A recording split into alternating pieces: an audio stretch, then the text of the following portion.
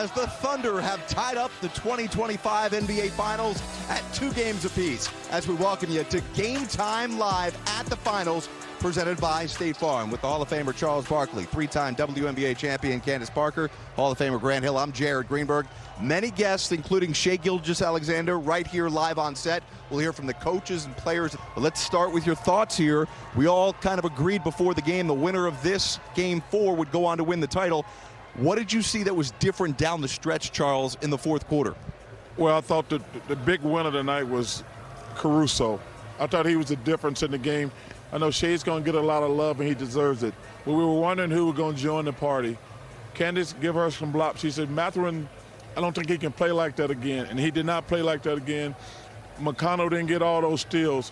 We wondered who was up on OKC's bench going to step up. A lot of love. Jalen Williams played well. Hey, Shai did. You know, we talk about all the time, your star is supposed to be your closer, not your starter and to the middle of the game. That big three he hit and the travel he got away with, those were the two biggest players of the game. But I thought the player of the game was Caruso. You know, going into the fourth, it seemed like it was the Pacers' ball game, right? And I feel like in moments like this, it comes down to crucial plays. There were huge missed free throws down the stretch. You talk about back-to-back free throws by Obi Toppin. You talk about live ball turnovers at the top of the key with Tyrese Halliburton. So I think momentum shifted in that fourth quarter. The ball was in SGA's hands because he was, you know, he didn't have to bring it up all game. So let's give it to J-Dub. J-Dub got them there. Caruso kept them there, and SGA took them home. And by the way, Mathurin missed those 3 consecutive free throws as well. Well, it comes down to end-of-game situations. And, you know, OKC did everything right, particularly on the defensive end. There were 3 or 4 possessions defensively as they were making their run and gaining momentum where Indiana got nothing. And this is a team that's a high-powered offense, a team that has executed well throughout the postseason in close games. Indiana was rattled. They were confused. They were out of sorts. So the defense of OKC was stellar. And, of course, as you said, SGA down the stretch. I thought Nesmith fouling out, it really hurt them. And Mathurin had to play. He missed those free throws. He also had 2 really bad fouls. And anyway, just poor end-of-game situation, disappointing for Indiana. And I worry, we talked about who wins Game 4 is going to probably or maybe win this thing. How does Indiana emotionally recover from a loss like this where you had the Game 1 and you gave it away? And number one, they gave it away. And I thought you saw the difference between all-star guys and really good players and a superstar. Shai brought this thing home. They're like, yo, big fella, bring us home. And I bring us home. But it was so frustrating because, Grant, we can say all we want to about Oklahoma City. The Pacers blew this game. Well, you said it best about Siakam. Siakam was still the leading scorer, and I don't think it took a shot in the last 7-8 minutes of the game. He took 1 shot in the entire fourth quarter. He was 0 for 1. But listen, man. And he was hanging out in the corner a lot of times. It drives me crazy when they do that. But let me tell you something, man. This is going to hurt. This game going to hurt the Pacers because they had this game under control. They were playing well. OKC was kind of like, okay, we might be in trouble. And then all of a sudden, they let them get close. Chuck, do you know what Big Mo is? Hey. Momentum is a real thing in the playoffs. And I'm telling you, you lose a game like this in front of your home crowd, up 10 going into the fourth quarter. But that's why I said, that's why I felt like whoever won this game tonight was going to win the series. Now they're going to go home. And, you know, OKC is a very difficult place to play. They're going to ride that energy. They got to get some more help, though. I will give Coach credit, though. He actually played everybody. Yes. Yeah. And 8 guys in the first quarter. But I have no idea why he was short in this rotation. Hey, and let's talk about the elephant in the room, Shaq. I mean, no, that's not what I meant. He's catching strays. He's off already on vacation. He's not here. So what? He's still a big elephant. But the lineup changed. Yep. That was the team. Even though when they were losing, I said, that's the team I saw all year that I thought would win the title. They started their 2 big guys. He played everybody on the bench. Give the coach credit for saying, I was wrong. Hey, it's so hard for coaches because, you know, they don't want to admit they're wrong. He was wrong for changing that starting lineup. But now they got the momentum back, and it's going to be tough on the Pacers. And they didn't play well. That's the thing. They hung their hat on their defense in the fourth quarter, only giving up 17 points. But if you look down the line, OKC shot 3 of 17 from three-point line. And this is point-blank, wide-open catch-and-shoot threes. I mean, you look at Wiggins, didn't play well. Look at Wallace, didn't really knock down the three well. So those are the role players that are going home and are going to feel pretty good going home. Because they got to wait. They got to wait. Because, man, it looked gloom for those guys. It looked gloomy when they were down 10. I'm like, uh-oh. Well, especially you said in this day and era, this day and age with the three-point shooting. To only make three-pointers is one thing. But then I just thought Shai was gritty. You know, he shot efficiently 12 of 24, but it wasn't an easy 12 field goals. I mean, they harassed him. They were physical with him. I thought he was tired there late in the third quarter, played the whole third quarter and beginning of the fourth, but he just found a way down the stretch. And that's what great players, that's what Chuck said, superstar players do, just find a way on the road to carry. 3, and he committed 6 turnovers. Certainly had a bounce back. Listen, Charles, not only the elephant in the room being the change in the starting lineup, they made a noticeable change in the rotation right from the get-go. Shai Gilgeous-Alexander usually plays Candace the entire first quarter. He did not. He came out about halfway through and then came back in. And then he played to start the second quarter when he's usually on the bench, and Halliburton was on the bench. So they played SGA 3 less minutes in the first half to kind of save him for later in the game. Well, this is chess, not checkers. And I have to give it up to Coach Dagnall. Like, this is a time where you hang your hat on what you've been doing, your identity of who you are, with minor tweaks. Yep. And SGA having only 1 day off in between the games, this is different than the other games, as well as playing 42 minutes. Then you mix it up. I think they did a great job of conserving his energy by having J-Dub bring the ball up. And Caruso bring the ball up, getting him off ball so he wasn't having to battle that physicality the whole game, and then he was able to take you home. But listen, everyone talks about how calm, cool, and collected SGA is. And sometimes people use that against him. I'll tell you, I think that this team, the reason why they were able to come out on top in the fourth quarter is because of that mentality. They stayed with it, they stayed true to who their identity was, and they trusted their MVP. They're now 6-0, the Thunder, after losses this postseason. They've not lost back-to-back games, obviously. We're, again, going to have some players, and we'll hear from the coaches at the podium, but let's go through some of the top plays from this game here and show you how this one stretch I thought was really important, guys. Obi Toppin took over here. He did. He had 2 back-to-back threes. So he gathered his luggage and traveled. So we've got a lot to talk about with Shai Gilgeous-Alexander as he scored OKC's 15 of their final 16 points. SGA went 8 for 8 in the fourth quarter. We always talk about superstars in these moments. Obviously, it would have put the Thunder on the brink of elimination had they lost this game tonight. So, Charles, what did you see from the regular season MVP tonight? The reason he won MVP. Like, he closed tonight. And whether he's tired or he had a bad game last game, he made all the plays down the stretch. And that's what guys are supposed to do. Because that 3 was huge. And then, obviously, he made the other basket after that. But, man, the guy won MVP. He deserved it. But he was fabulous down the stretch. Like I say, I'm going to give some flowers to Jalen Williams, was fantastic. But to me, the difference in the game was Caruso. He kept them in the game with his defense and his energy. That, to me, was the difference. Well, I think you're right with SGA. Not only did he close well, I thought he started the game well. He wasn't hunting his shot. You know, I think at the end of the first quarter might have had 4 points. Others were getting involved, Jalen Williams as well.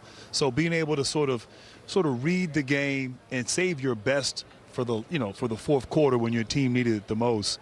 And you're right, Alex Caruso, you look at the numbers, he scored 20 points, but his energy, deflections, steals, just the confidence and the toughness that he brings to the table, you know, it spread. And his impact was huge, and you know, he was great.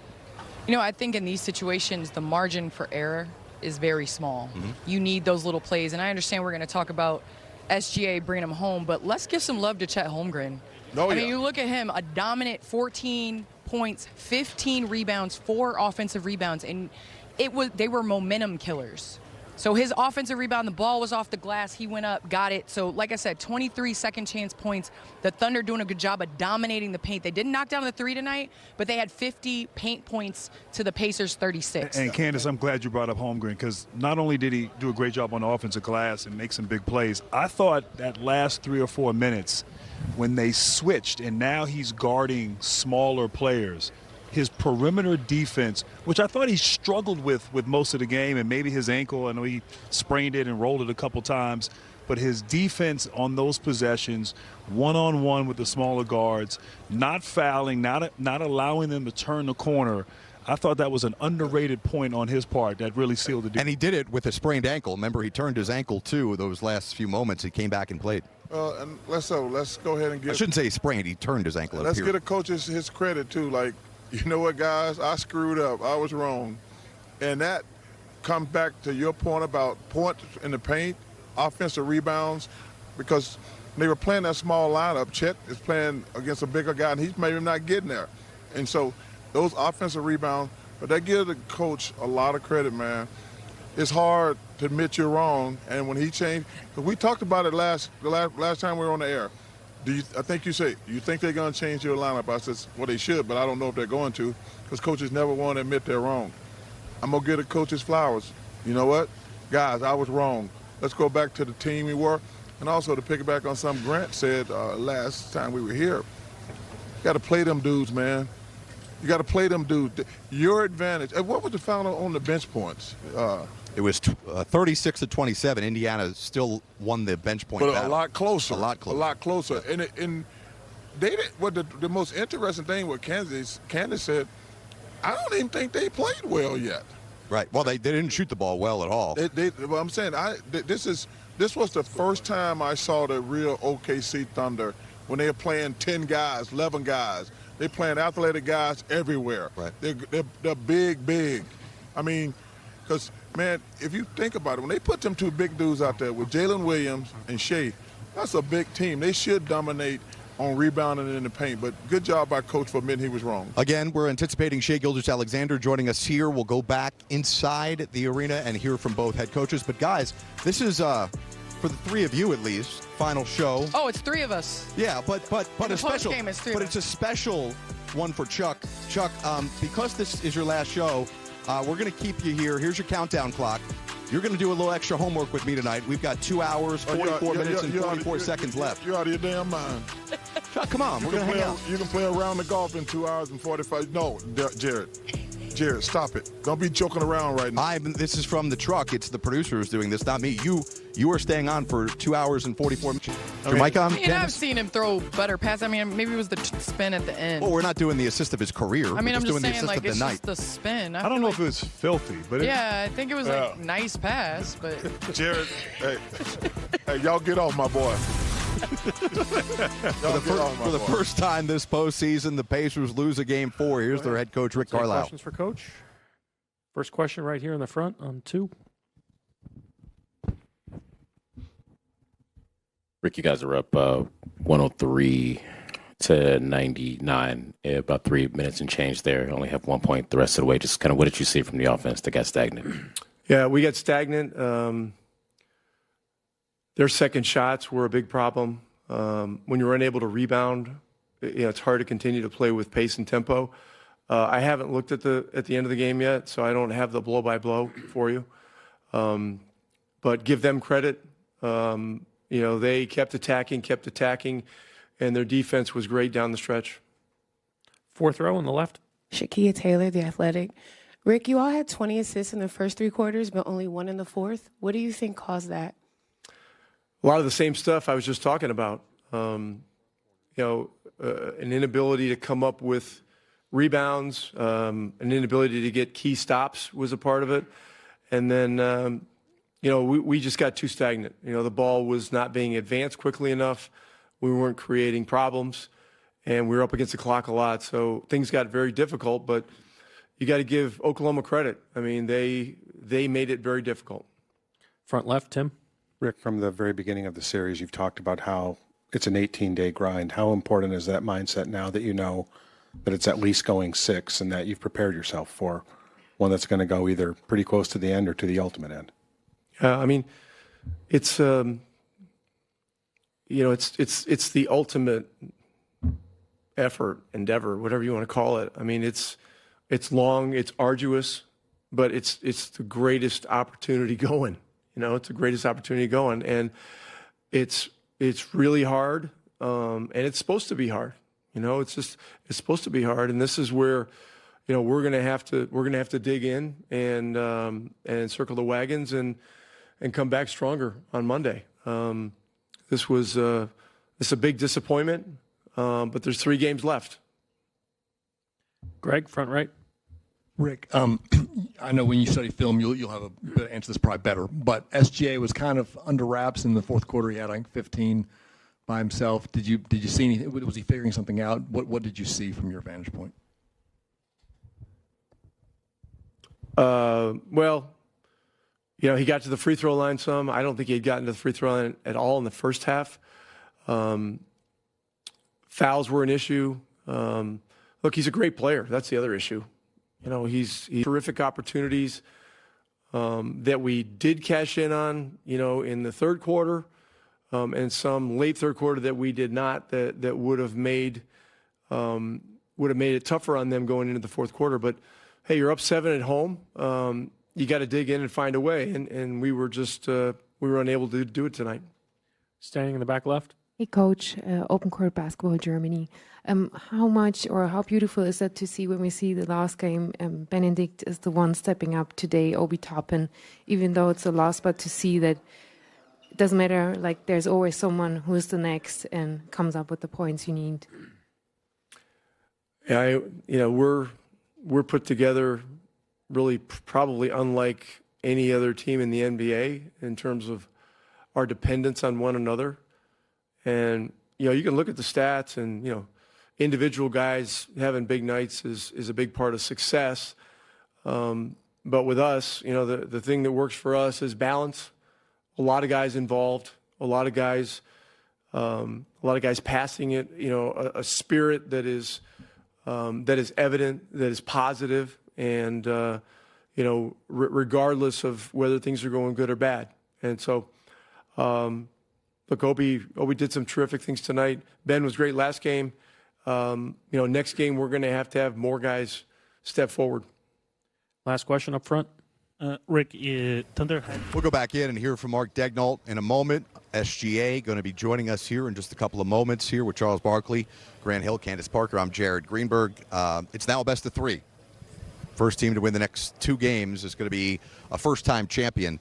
One of the things we talked a lot about, that double big lineup, but Chet Holmgren, after a great start in the first quarter in Game 3, really went absent, went missing the final 3 quarters. Tonight, he was really active on both ends of the basketball. He was, and Candace talked about those offensive rebounds, which were critical there in that second half. But even with the double sprained ankles and the issues he was having with his feet, his ability on defense down the stretch and getting those stops was huge.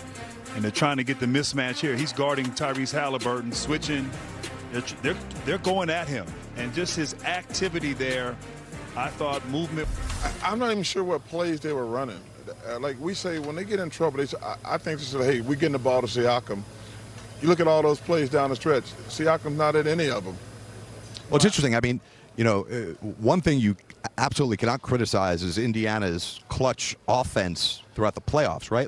Why do you think it was so different tonight? It's so different when you're up and you're trying to guard a lead versus when you're down and you're trying to fight back. Indiana plays more like Indiana Pacers basketball when they're down in the fourth and they're able to run and try to get open looks in transition. When the game slows down, they don't want to play in the half court. Mm-hmm. And so the Pacers were never able to get OKC under control in that fourth quarter to be able to then go out in secondary. So you saw a lot of Pascal Siakam in the corner. Yeah, you saw a lot of turnovers by Tyrese Halliburton at the top. But here's the key going into the next game.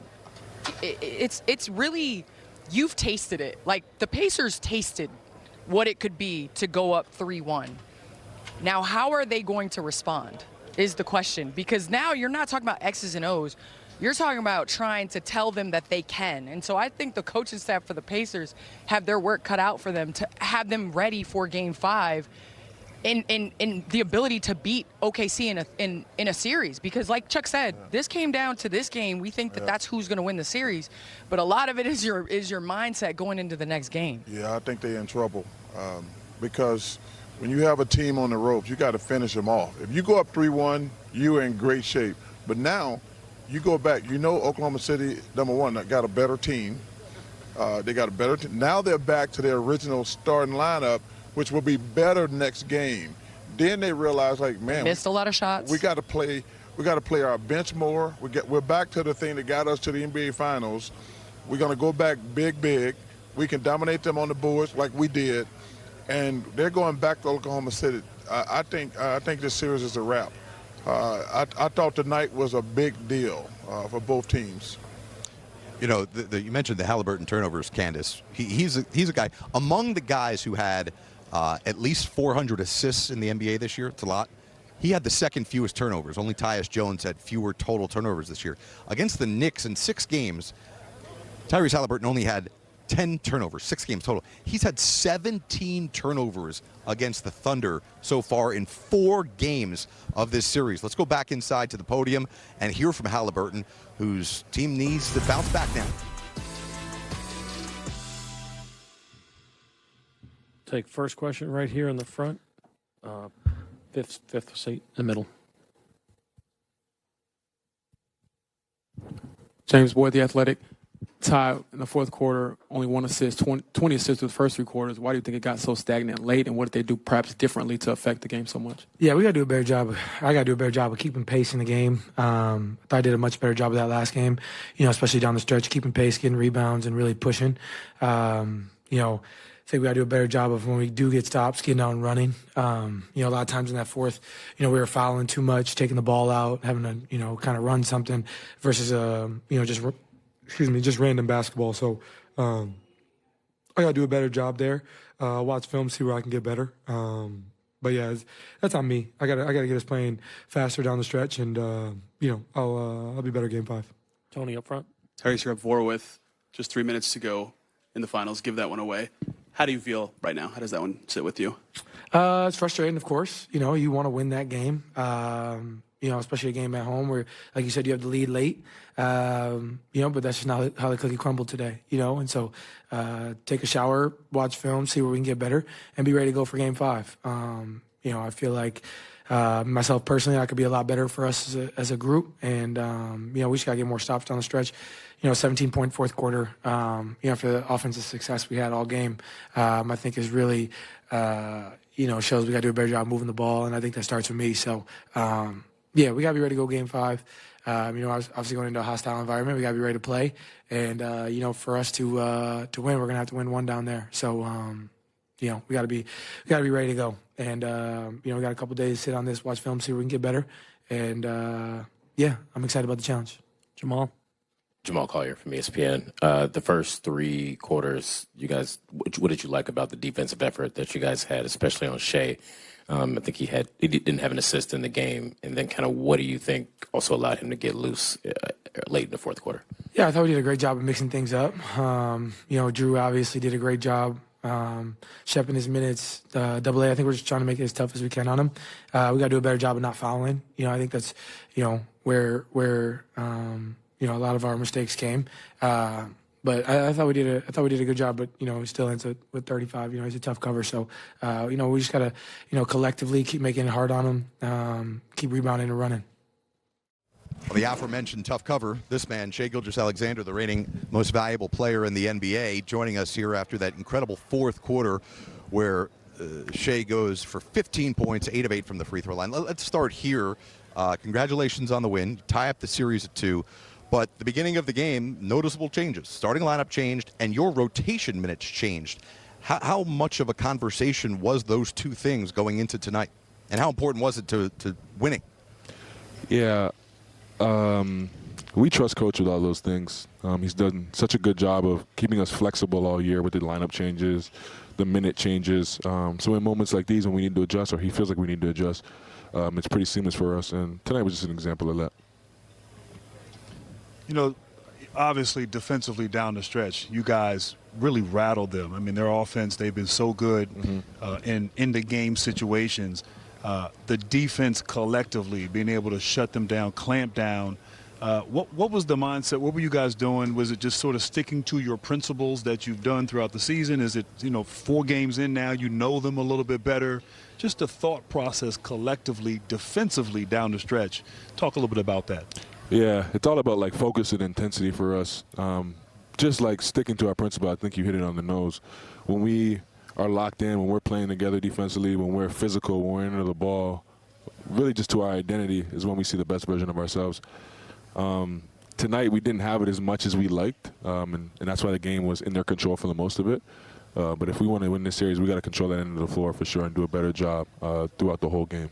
SGA, you all were down 2-1 going to Denver with a must-win, basically Game 4. Same situation here. How much did you reflect on that situation?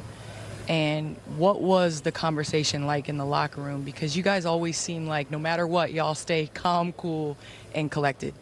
Yeah, we know we'd been here before. Now the stakes are a little bit different and the opponent's different, so you don't ever like want to compare it too much. But every time you lose, especially the way we lost last game, there's things that you let slip. And our focus was to just try to be a better basketball team for the next game and take care of those things that slipped and weren't to our identity. And we didn't have it, like I said, for a full 48 tonight, but we got it in time and we were able to pull this one out. Coach went back to the big, and y'all were able to dominate on the offensive glass because I thought the two most, obviously you close, which is that's your job as the man. But I thought the two big things, Chet on the offensive board, absolutely. But also I thought Caruso's energy level, it's contagious. I thought that was huge. What do you think about that? Absolutely. He's been that our whole playoff run. He makes timely stops, timely steals, timely deflections, timely plays, big shots. He's just a gamer. He's the only one on our team with the championship ring, and it's no coincidence. He knows how to win big games and big moments. He arrives. I told him after the game, he started our run for sure. He deserves all the praise for that. He's a big-time performer, and we're seeing it in front of our eyes. SGA, sometimes as a great scorer, you have an easy 35 points, Tonight it felt like a hard sort of physical 35, and particularly down the stretch closing out there. You sat there in the fourth quarter, maybe 7 minutes, 6 minutes left in the game. Just in those moments, take the people at home, when you got to come out, you got to be big for your team. What is your thought process? How are you approaching things, particularly in a big game, in a big moment like this? Yeah, catch my breath. Come in, be aggressive above all, no matter what's going on. I think I had missed, honestly, 6 shots before I got hot late. But like Chuck just said, it's my job to close. It's my job to be aggressive. It's my job to make plays and trust my work down the stretch. And no matter what, I'm going to go out swinging. I'm never going to shy away from those moments. And it paid off tonight, my mentality. SGA, J-Dub, he has not come up in this conversation yet, and I just think throughout this entire season we have to give him his flowers. For the regular season he had on the defensive end, offensive end, he had the ball in his hands a little bit more today. Can you talk about that trust that you and him have established through the losing initially and then now playing for a championship? Yeah, he's been the reason why we're this deep. He's been so impressive, just handling the ball, controlling the pressure, controlling the game, timely baskets. And then I don't even get started on the defensive end. He's his third year in the NBA. He's an all-NBA player, he's an all-defensive player, he's an all-star. Not a lot of guys do that. He's a talented guy, and the sky's the limit. He's 23, 24 years old and has a bunch of room to grow, but hell of a player. I kind of look like us. They made a conscious effort because they're guarding you the entire court. Banging. They think last game they say they put 7 different guys on you. Did y'all make a conscious effort to let J-Dub and Caruso bring the ball up more so you didn't have to do all that heavy lifting? Absolutely. Above all, it's important to just trust my team, especially in the biggest moments. They're battle tested. They've been through so much with me, without me. And we built that muscle all year to be able to trust them in the biggest moments, and they came through tonight. But that was definitely a conscious effort for sure. SGA, last one for you here. What's it like knowing you are now 2 wins away from a championship? It's a best-of-3 series, and potentially 2 of those games are going to be on your home court, arguably the loudest arena in the NBA. Yeah, it's a lot better feeling than 3-1 going home. But with that being said, there's so much work to do. We're still so far from the finish line. It's a really good team on the other end, and 2 wins against them is really hard, and we got to focus on 1 win, Yes, 1 possession at a time, 1 quarter at a time. That's it. Stack it all up, and then when we get there, we'll get there. But we're still so far from the finish line. Well, we know you're going to run through the tape of that finish line. These 3, unfortunately, this is their last hurrah here. They're done after this tonight. Chuck's going to do some extra homework. He's got like 2.5 hours more broadcasting. So if you want to stick around with him, I'm good. He's going to do extra homework. Good. Congrats on the win. Appreciate you, Shai. Appreciate you back for Game 5 in Oklahoma City. A 35-point performance by Shai Gilgeous-Alexander. Beat up the Pacers on the glass and in the paint, outscoring Indiana 50-36. A big part of that was the double-double they got from Chet Holmgren. Here he is at the podium. Hey, Chet, Jenny Carlson with the Oklahoman.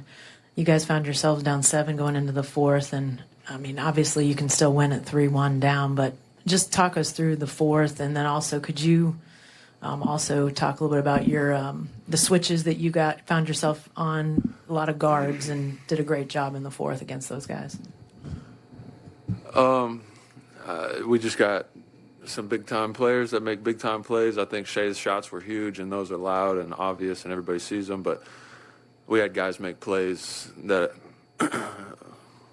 were, you could say, invisible, that led to a lot of good things happening for us. So that's a great team effort right there, great team win, and we gotta keep it going. First row right here. Joel Lorenzi with the Oklahoma. Chet, I want to ask more specifically about switches on Halliburton. Obviously, he's trying to put you on an island there late. What were you thinking in those moments, and sort of what did it take to sort of slow him down?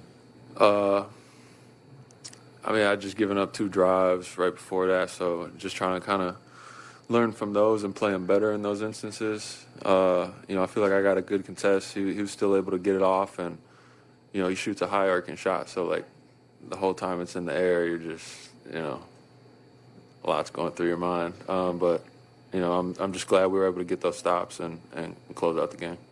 First row all the way to the left. Chet, I'm sure your whole basketball life, there's been so much focus on your height. Did tonight you feel like your quickness impacted the game? Not just the defensive end, but all those putbacks, the second chances. It just seemed like you were first to the ball. I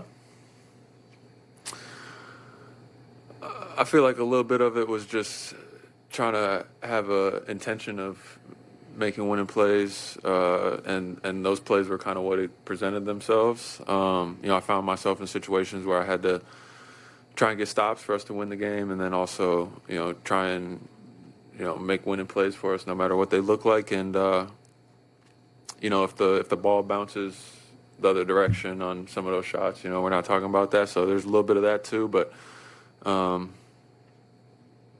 I guess I had a knack for being in the right spot tonight. Fourth row to the right, Dan. Dan Devine, Yahoo Sports. When Mark was up here, he credited Lou Dort for setting a defensive tone in the 4th quarter, and he called, I think it was Alex Caruso, a competitive monster. What did you guys get from them and from their veteran leadership, their tone setting in the 4th? That's what I was talking about initially up here. We had a lot of guys make winning plays that can kind of be invisible to the untrained eye. It's not showing up necessarily in the stat sheet.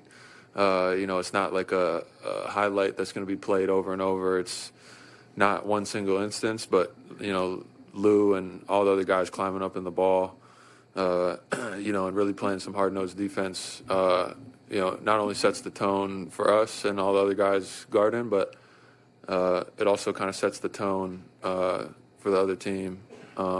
Just making things tough, and that was huge for us tonight.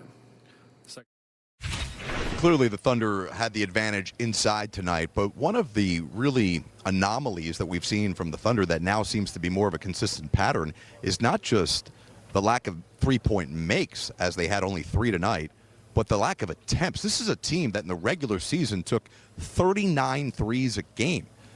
The last 2 games, 22 in Game 3, just 17 tonight. I'm just curious, as we move forward in this series, is that a sustainable formula for this team that listen, they're not a high-volume three-point shooting team, but they're certainly higher than this. Well, to Chuck's point, I'm not going to just stand out there and keep chucking up threes. That they wouldn't win this. They wouldn't win this game.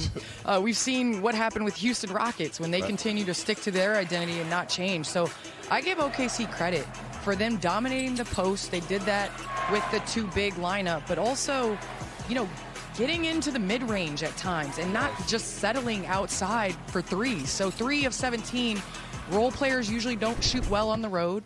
They're going back home, so I think the attempts from the 3 will be up, but you still got to stick to your identity. You have one of the best mid-range masters in the game, and you showed that tonight. Yeah, you got to adjust, and certainly doing that. And look, points in the paint, 50 points in the paint, that wasn't coming off of post-ups. Right. That was drives to the basket. Jalen Williams, Shai Gilgeous-Alexander, recognizing they don't have it going from the three-point line, and then Shai got it going and hit that big-time 3 to cut it from a 4-point deficit to a 1-point deficit. But, look, on the road, sometimes that's going to happen. I expect them to shoot better at home, coming off of, like they're feeling good. They're feeling good right now. They have what you call Big Mo, the momentum. Oh, yeah. And going back home in that environment, I expect it to be better. But, look, give them credit. And like I said, in today's era, to not shoot and make a lot of threes and just find a way to win.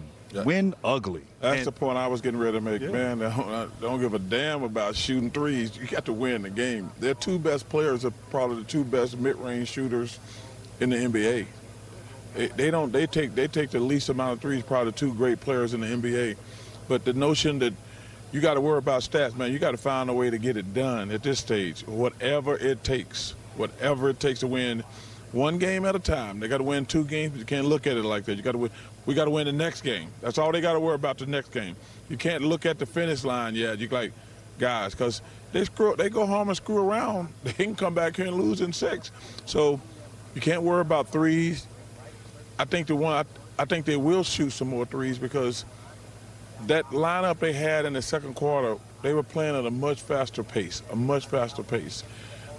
So I think the Pacers in trouble, and it's going to be a long flight to OKC, because they give OKC credit, but man, the Pacers really helped them a lot tonight.